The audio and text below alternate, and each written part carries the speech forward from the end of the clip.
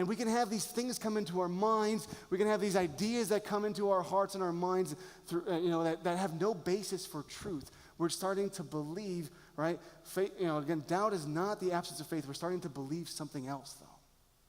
And I have friends, some who grew up as followers of Jesus, some who, are like agnostics, some who are backslidden, and they would ask me these questions and these thoughts.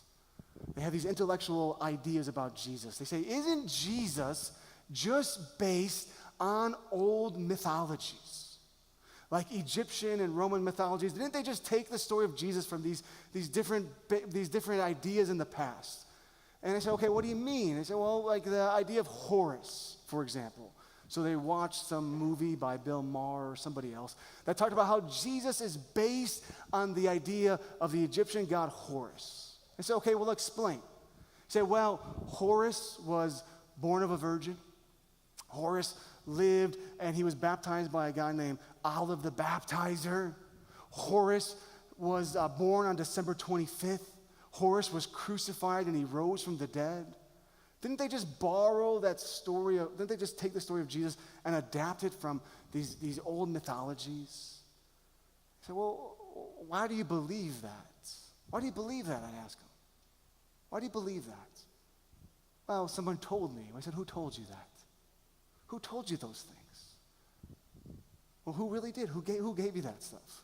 So you're believing something, because if you would look at it, anybody who would, I don't know if anybody's heard of this before, but you will eventually. This is a big thought that goes out there today. Anybody looks at the idea of Jesus being born on December 25th is not in the Bible. Okay, it's not in the Bible. That was done by the church a long time after Jesus. Jesus was probably born sometime during spring. So December 25th is not a date that is from the scriptures. And Horus was not born of a virgin. He was born from the mother was Isis. We know where the story came from. There was no idea of this guy named Olive the Baptizer. It's not found in any literature. He was not crucified. He was not resurrected. The idea of resurrection of the body is strictly and only a Christian thought. It's only from the Bible. Nowhere else will you ever find it in anything else. So why do you believe this? Well, I heard Bill Maher talk about it. Well, who are you going to believe? Why do you believe him? Look into it. There is literally zero shreds of evidence from these connections. Zero shreds. So why do you believe that?